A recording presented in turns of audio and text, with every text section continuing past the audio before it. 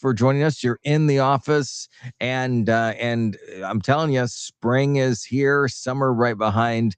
We're going to be talking about fishing and boating and all of those good things that come along with it too. How you doing this morning? I'm good. Good morning, everybody. Yeah. Let's talk about you've got the city manager or city council meeting coming up tonight at 6 p.m. And before we even get into that, just for as a clarification, I think there's a note that because city council meeting is every other week, but you have, I think, a gap week that's taking place. Is that right? Well, yes, it's kind of the opposite. Where in May will be the first and third Monday of the month. So we have a council meeting tonight, and then we'll immediately have another the following Monday. Again on May 4th. So it's bringing it. Is there an adjustment for that, or that's just how the calendar works out? I believe the adjustment is because of Memorial Day weekend. Okay.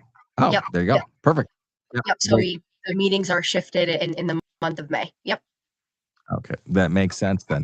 And for those that are listening, if we have a little bit of issue with your microphone, we're going to have you're going to have a wireless mic coming up for the next time that we chat, which we're excited about that. Each week we adjust some of our tech and technology to improve this because we want it to be a lasting segment that works for you wherever you are at, including in the office. Speaking of that, you have some more mayor applications or ward applications or anything like that? Have we passed the deadline, or is the deadline still out there? The deadline is passed. I believe a final list. Okay. Let's see if I can pull it up here real quick. Yeah. No, that would be great. See what kind of numbers, and see if I know there was only one mayoral candidate the last time that we had talked, but maybe that has changed in that sense too. So we'll let you find that out. In the meantime, we're also going to be talking about some signage. We'll talk a little bit about what we had chatted about last time, which were some of those toys that are they're out there, those one wheel toys and bicycles and everything else that take to the streets and the sidewalks, and maybe some limitations there. Did you find your list? And if you did, let's go over that. If not, we can come back to it and talk about something else too. It is at the tip of my fingers, I swear. Okay, no problem. No problem. There are 3 candidates for mayor. There's not just one. Okay.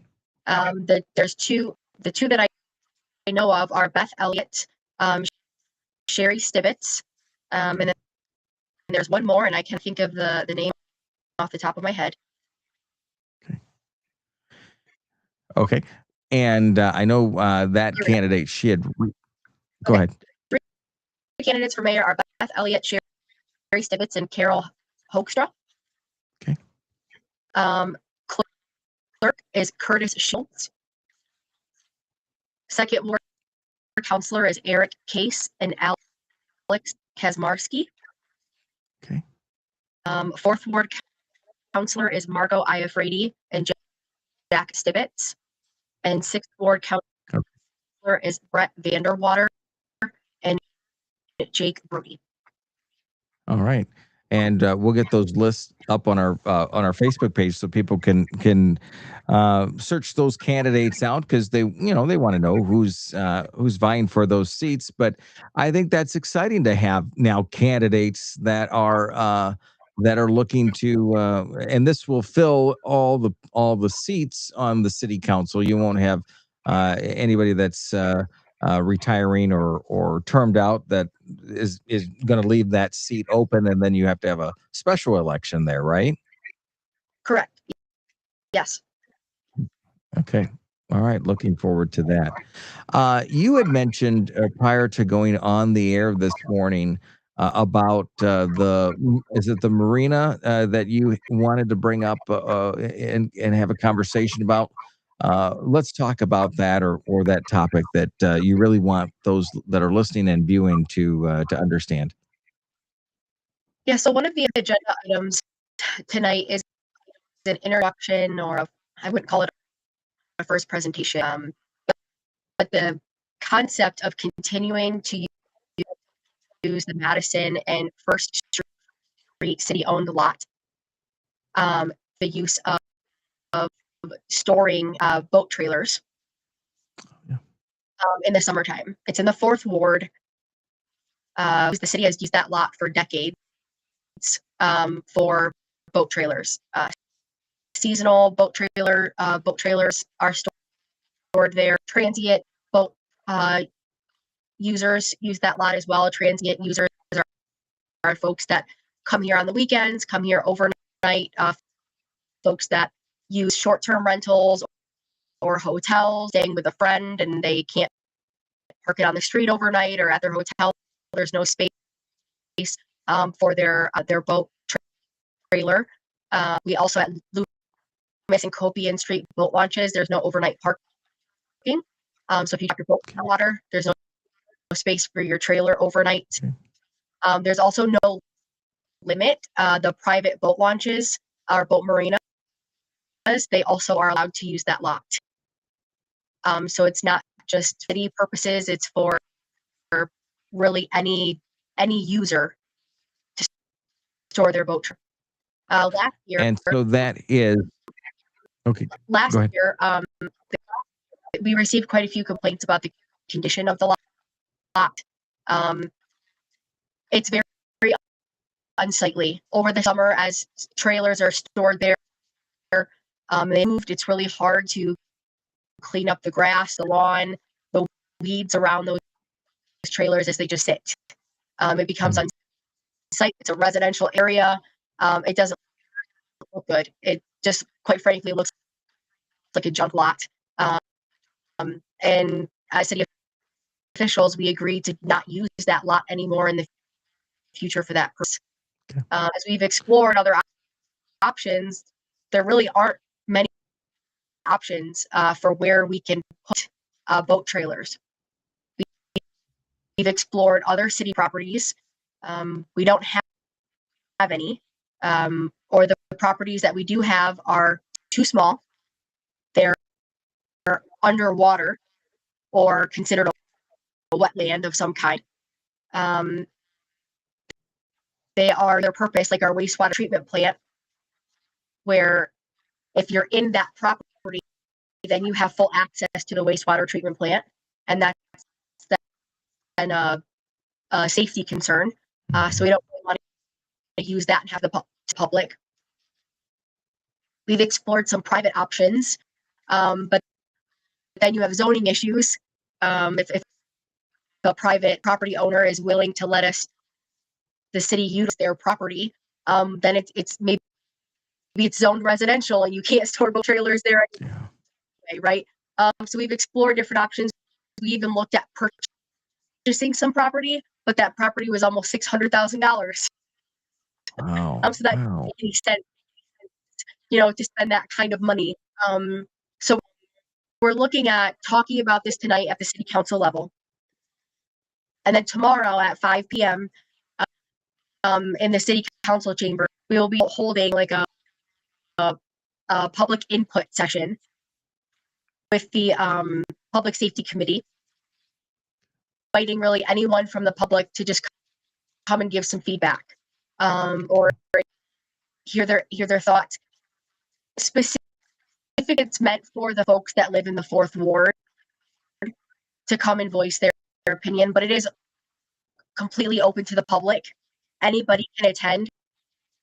The idea is that the marinas, the marina funds would pay for the installation of a 6-foot privacy fence on Madison and along First Street, like a residential privacy fence. So it fits more with the aesthetics of the neighborhood. And then those driving through the 4th Ward and along those streets can't see those boat trails as well. And then the marinas would some like crushed gravel, crushed asphalt in the area, so then weeds and stuff can't grow. It'd be much easier to maintain. Well, it would be cheaper than $600,000 too. Yes, and we would improve the lot, for a more long-term permanent use. And just see, we want to see what folks think. And then a week from tonight, City Council would look to take some sort of action on this. But we don't want to go until we get some feedback from the folks that live there. They have to drive by it every day. Have you received some feedback already from the residents that this might be a solution for them? No, we've had some indirect conversations through the Fourth Ward Councilor, but that's it. Okay. And again, if you're just joining us, we're talking with Kaitlyn Aldrich,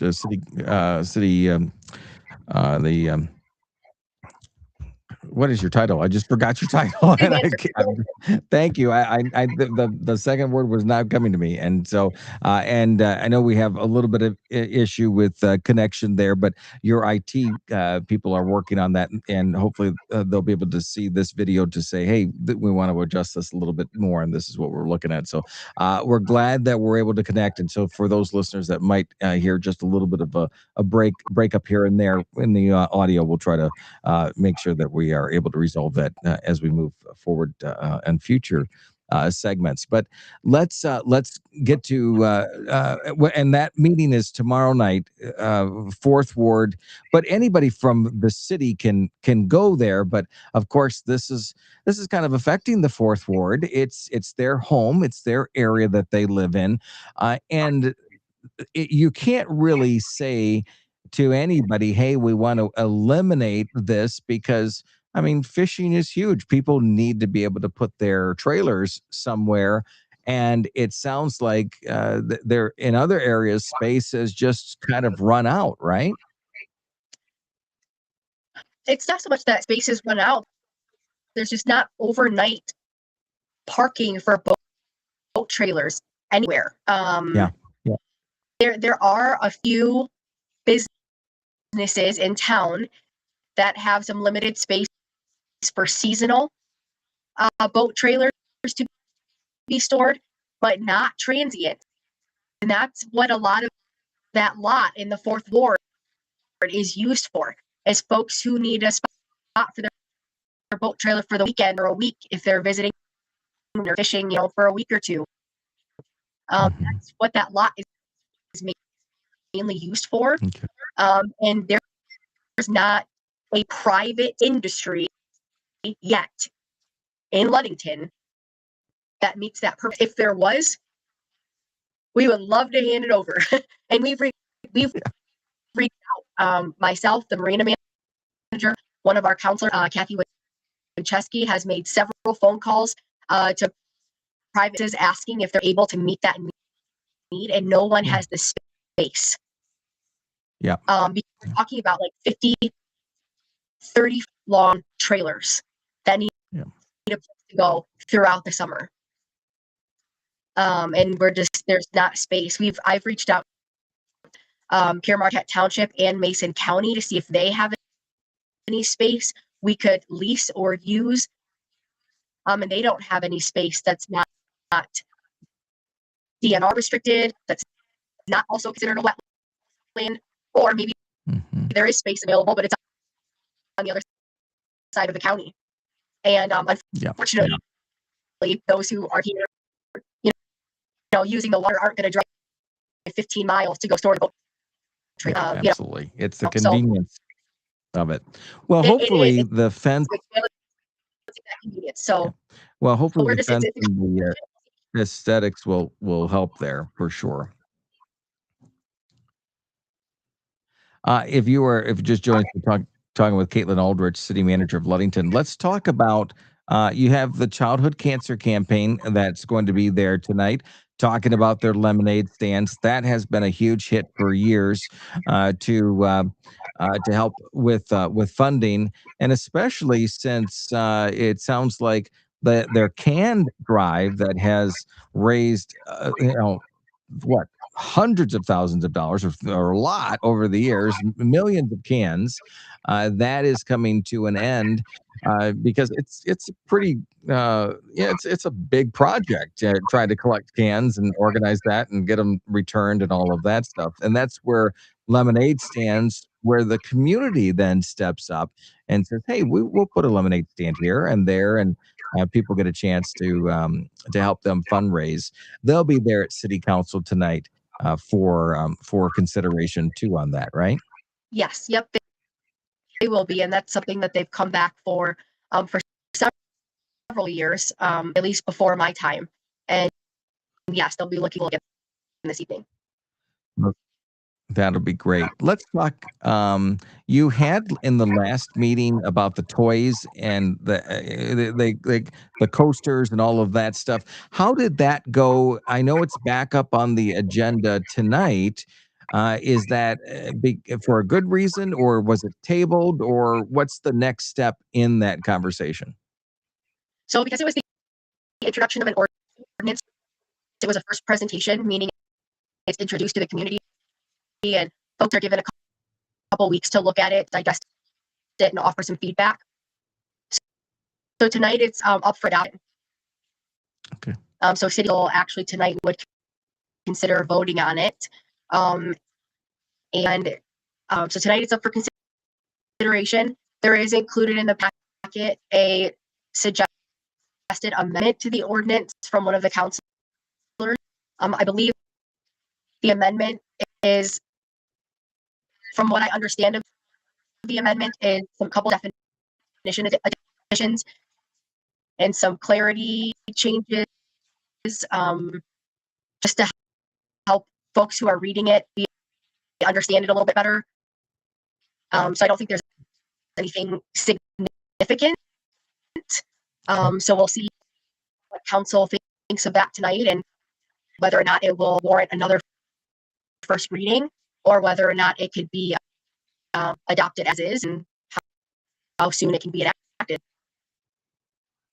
Our next topic that we're going to chat about probably is a bit polarizing for individuals, because I can guarantee you that there are some people that are out there that love to feed the wildlife that take over their yards and their neighbors' yards, and that we see here and there. We even saw photos of the deer at the beach the other day, which was interesting. You know, like, hey, putting their toes in the sand and all that stuff. And so you have people out there that are like, hey, wildlife is part of the city's environment, and so they are feeding these animals.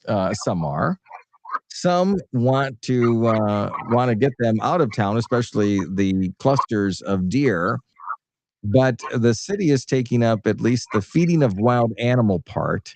And what's going on there? Is it pretty much a, hey, you are not allowed to do this anymore? No, it's not that at all. Okay. You can still feed the wildlife. It's meant to be limited to the birds and the squirrels.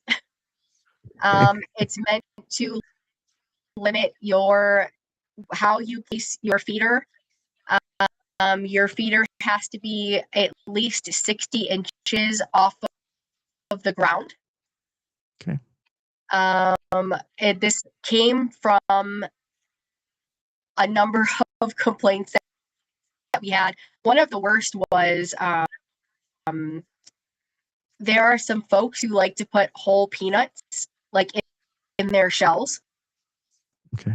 On low level surfaces, and the squirrels just absolutely spread these peanuts everywhere. And what was happening is you can't make this up, okay? The neighboring property owner had peanut plants growing in his backyard, and then the squirrels were getting into his basement, which is unfinished. Oh, And there were peanut plants growing in his basement.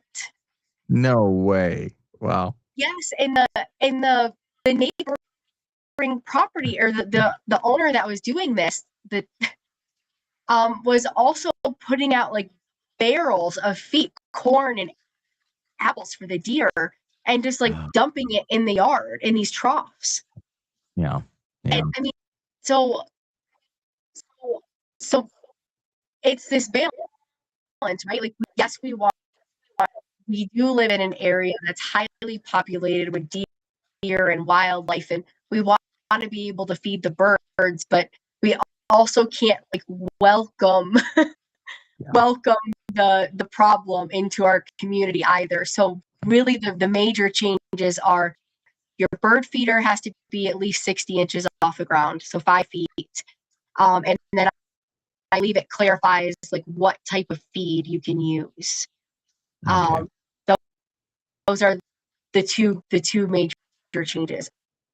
Otherwise, you can still feed the birds, you can still feed the squirrels. It's just being mindful of how you do so. Well, and a lot of these animals, they do survive in a natural habitat without us humans having to feed them. Yes. And so I think there is that balance there, and we might see where, yes, we see some of the deer start to move back into wooded areas, although there's a lot of wooded areas within the residential areas too, but realistically forest side of things. um is there penalties if somebody is defiant of this and says, I still want to feed the animals and I'm going to do it? What's that step look like? Yes, there's some civil actions, and you can, there's some code enforcement that can be done. Depending on the level, the DNR can get involved. That's always been the case without this ordinance. And then it just depends on what part of the ordinance you violate, and and what the what the issue is that we're dealing with. Yeah, no, that's a very good point. What is before we wrap up today, what's the overall message in regards to this that the city feels that they want to get out to the residents? It's a compassionate message, I would assume, but what is that message? About the animal feeding? Yeah. I think just being mindful that whatever your own personal decision is, if you enjoy the wildlife, try to be mindful that that you limit it to it only impacting your property, which is hard to do, right? Animal behavior. I mean, the conversations we had at the committee level were hilarious. Oh, sure. Right? You can't control what a squirrel is going to do to a bird feeder, right? But limiting the amount of feed you put out at one time is important. And just keeping those things in mind. The more food you put out, the more it's going to attract animals. So again, just try to be a good neighbor. I'd say would message that we all were trying to get to, and trying to craft in the ordinance, because we are with the unified development ordinance and increasing ultimately density. We are a city. We are meant to have density. You are going to have neighbors.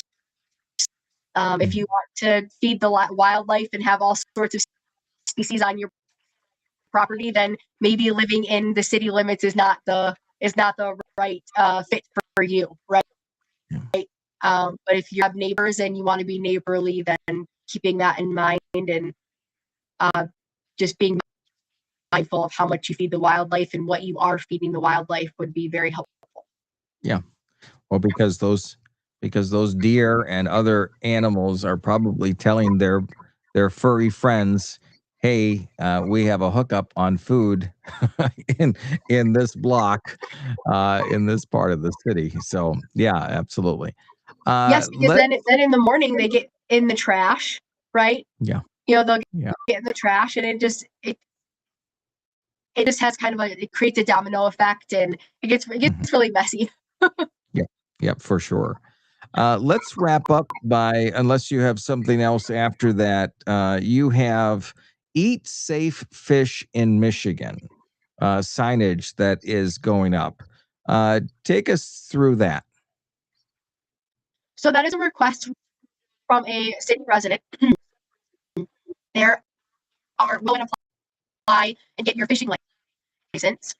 You usually receive a pamphlet um, regarding Eat Safe Fish Michigan.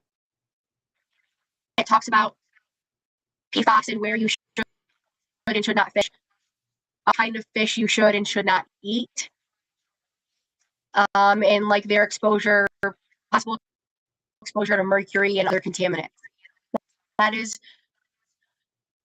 information that you read from the state of Michigan and the Michigan Department of Health and Human Services. There is a resident here that would like the city to provide that information at our popular fishing spots here in town. Okay. I just be honest that I wasn't sure about the city providing that in, because we are not the we don't actually collect that information ourselves. So Okay. if you put that information up on a sign, if that information were to change or be updated, we would know.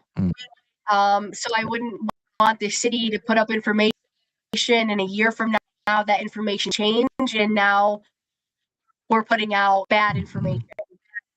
So the Michigan Department of Health and Human Services have drafted these signs that do say, I believe, City of Ludington somewhere on them, but they do also say MDHHS. They're a general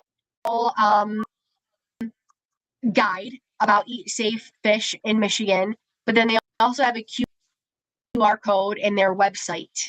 And so if you're out fishing and you're curious and would like to learn more, you can scan the QR code or visit the website if you would like to. So MDHHS would fund the signs and would send, I believe, 7 to the city, and we would put them up. And we're going to talk about that tonight at City Council and see if the City Council would like MDHHS to provide us those signs. And we'll see what the City Councilors think. We have just a few spots. Well, and that's the best spots for them would be kind of along the Pere Marquette River. I'm not opposed to them. I think it's great information.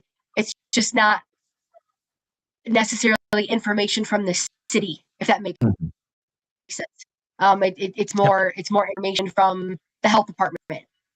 So I just wanted to make sure that if the information goes out, it's connected to the health department and not the city. So we'll see what City Council says.